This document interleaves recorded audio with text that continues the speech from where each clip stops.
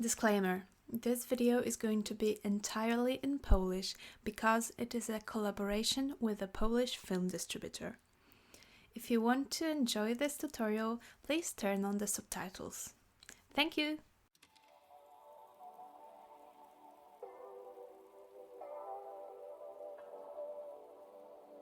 Cześć! Witam w mojej nowej miejscówce.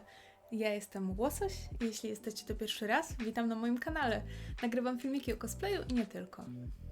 Ten filmik to pierwsza część mojego tutorialu na cosplay Belle z nowego filmu Mamoru Hosody pod tym samym tytułem, czyli Belle. Tak naprawdę ten film nazywa się Ryu to Sobakasu no Hime i jest taką nowoczesną wersją baśni o pięknej bestii, ale tak naprawdę tych elementów baśniowych związanych z piękną bestią nie jest wcale aż tak dużo. To jest historia nastolatki, która radzi sobie ze swoim własnym życiem oraz swoim życiem wirtualnym w niesamowitej aplikacji You, w której awatar, którego używa postać, jest bazowany na jego własnych danych biometrycznych. Świetnie bawiłam się na tym filmie, widziałam go zarówno w wersji japońskiej, jak i w wersji polskiej, którą Wy będziecie mieli okazję zobaczyć w polskich kinach już od 1 kwietnia w sieci Helios, kinach studyjnych, Cinema City oraz multikinach. A dlaczego przychodzę do Was z tym filmem, który mówię, że obejrzałam już w wersji polskiej, przedpremierowo?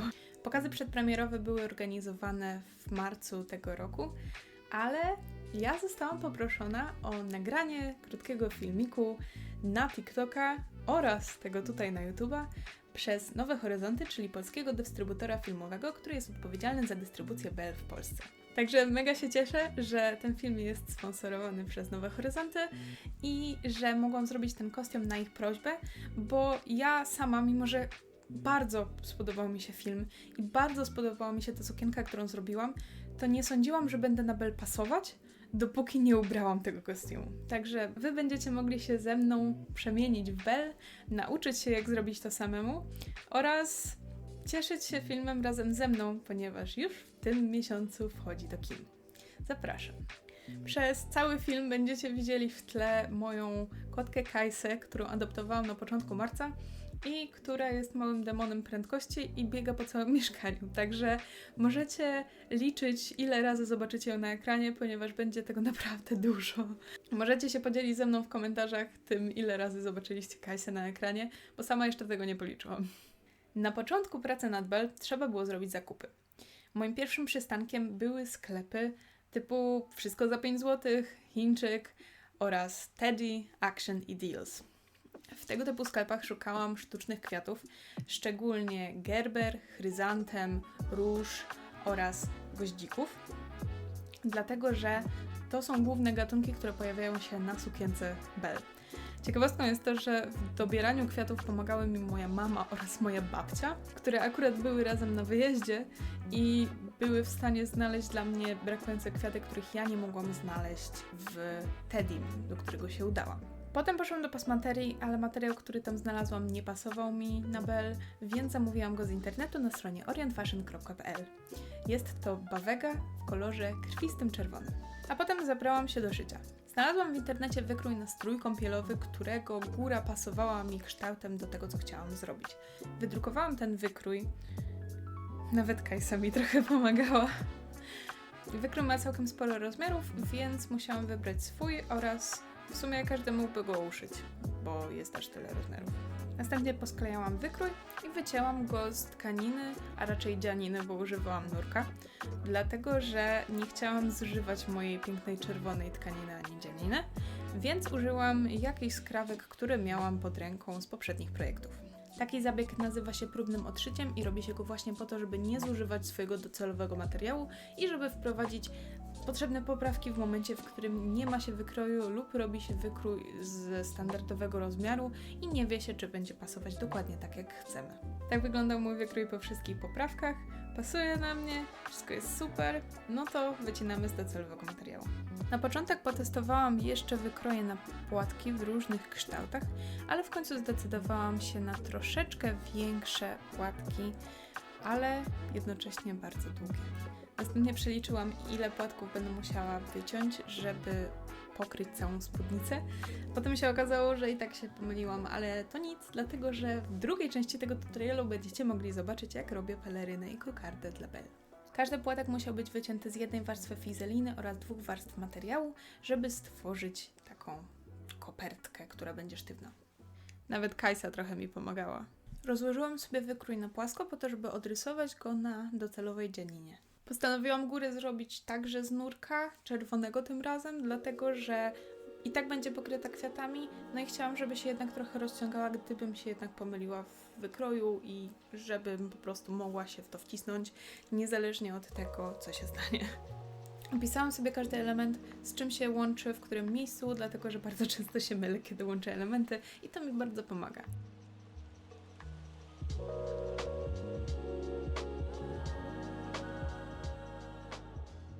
Wycięłam też pasek, który będzie pokryty takimi wstążkami jakby, ponieważ tak to wygląda na ręce.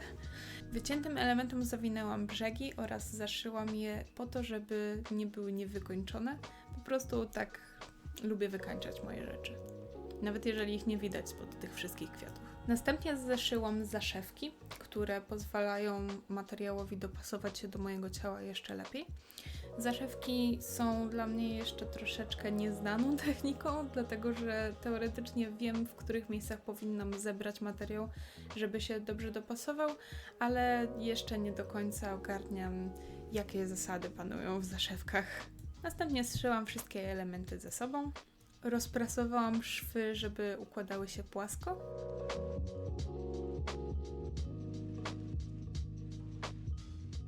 I przypięłam pasek.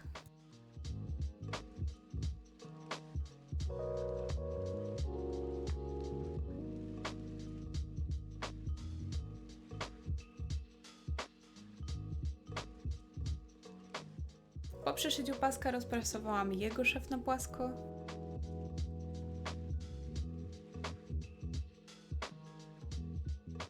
A następnie obcięłam nadmiar z zaszewek i połączyłam ramionczka.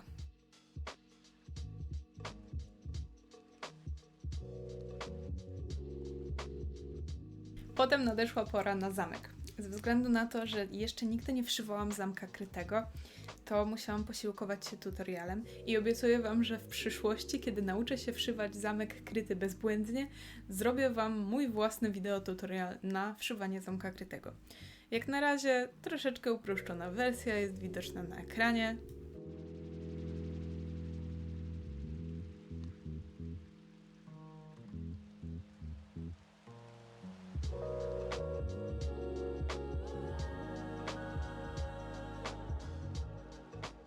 Używałam też stopki do zamków krytych, co bardzo ułatwiło mi robotę, ponieważ, tak jak mówiłam, nigdy nie wszywałam zamka krytego i jednak nie chciałam ryzykować, że coś się pomyli, dlatego użyłam specjalnej stopki. Taką stopkę możecie znaleźć na Allegro za grosze.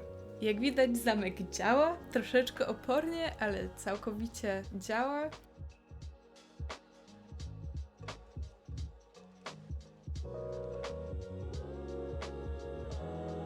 Ta część ubioru jest odrobinkę rozjechana, ale nic nie szkodzi, dlatego że przykryją ją kwiaty. Tak jak mówię, nie jest do końca idealnie, nie przylega aż tak super, jakbym mogła, ale wszystko zostanie przykryte przez kwiaty i nie będzie tego widać. To jest jedna z zasad, którymi trochę się kieruję w cosplayu, dlatego że bardzo trudno jest się pozbyć takiego perfekcjonistycznego podejścia, że Jezu, wszystko musi być idealnie i ja nie dam rady, o Boże, świat się zawali. Nie, mogę zrobić tak jak umiem i najwyżej to jakoś, wiecie, fake it till you make it, nie? Następnie wycięłam spódnicę. Spódnica jest po prostu zwykłą spódnicą z koła, której wykrój wygląda mniej więcej tak, jak teraz pokazuję na ekranie. A obliczenie możecie zrobić w dowolnym kalkulatorze internetowym. Albo po prostu znając obwód koła i średnicę i inne takie promienie. Następnie całą spódnicę trzeba było obrzucić. Obrzucenie to jest po prostu podwinięcie 2 razy materiału w ten sposób. Najpierw podwijamy raz i przeszywamy.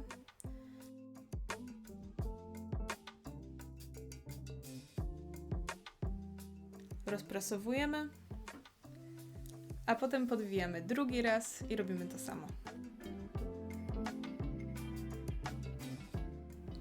Następnie spódnicę przyszyłam do góry. Pokazuję na filmiku, gdzie są lewe strony. To też widać, dlatego że są mniej poukładane niż prawe strony. To jest ważne, żebyście nie przyszyli przypadkowo prawej strony do lewej strony albo odwrotnie. I tak wygląda gotowa sukienka. W momencie, w którym ubrałam ją, jeszcze nie wyregulowałam do końca ramionczek. Te ramionczka zostały zeszyte odrobinkę wyżej, żeby się nie zsuwały. No i była gotowa na płatki i na kwiaty. Każdy płatek z fizeliny musiał zostać przyprasowany do jednej części odpowiadającego mu płatka z materiału. Dwie warstwy materiałowe zostały zszyte prawymi stronami do siebie po to, żeby fizelina została w środku płatka. Następnie przypięłam wszystkie płatki do spódnicy, żeby zobaczyć, czy dobrze się układają i ile ich jeszcze potrzebuję. Tu w ogóle gdzieś się walnęłam, dlatego że w momencie, w którym upinałam płatki, wszystko się zgadzało i było ich wystarczająco dużo, a w momencie, w którym miałam je przyszyć, to nagle ich zabrakło i tył nie jest pokryty płatkami, ale to jest ok, dlatego że dojdzie na to jeszcze peleryna i kokarda. Następnie wycięłam paski, które mają być wstążkami w pasie i chciałam obrzucić im brzegi, żeby było mi łatwiej szyć. Ale właśnie w tym momencie moja maszyna odmówiła mi posłuszeństwa, co jest zrozumiałe, ponieważ ma już 7 lat. Więc postanowiłam, że całą resztę kostiumu przyszyję ręcznie. Przepięłam więc wycięte paski i szyłam. I szyłam.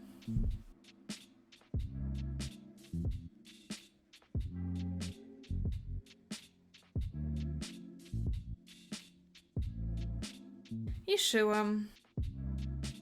Aż przyszyłam wszystkie płatki, które miałam zrobione i sukienka była gotowa na kwiaty oraz na brakujące elementy, które będą w drugiej części tutorialu.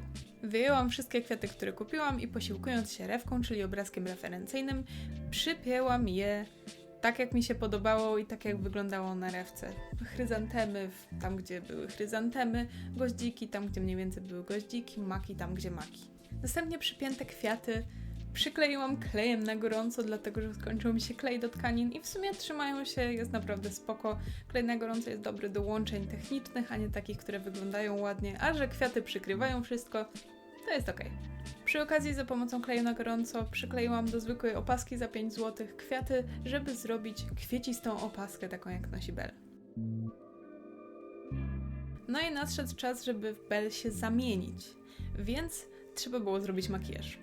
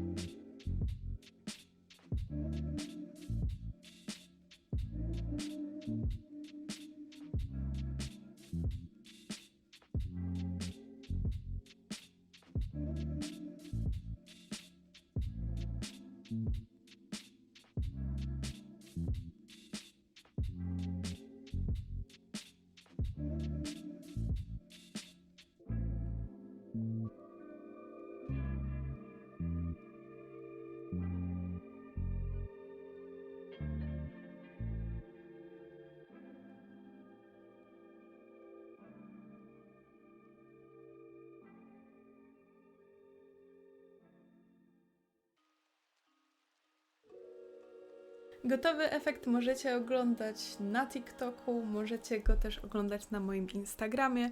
Ja na pewno będę w tym kostiumie chodziła na sesje zdjęciowe i będę publikowała zdjęcia na wszystkich moich social mediach, także bardzo Wam dziękuję za oglądanie tego tutorialu. Jeszcze raz dziękuję Nowym Horyzontom za propozycję współpracy i mam nadzieję, że Wam też się podobało. Zapraszam Was wszystkich na drugą część tutorialu, która wyjdzie już niebawem i w niej nauczycie się, jak zrobić wielgachną cosplayową kokardę oraz pelerynę do kostiumu. Bardzo dziękuję za oglądanie i do zobaczenia!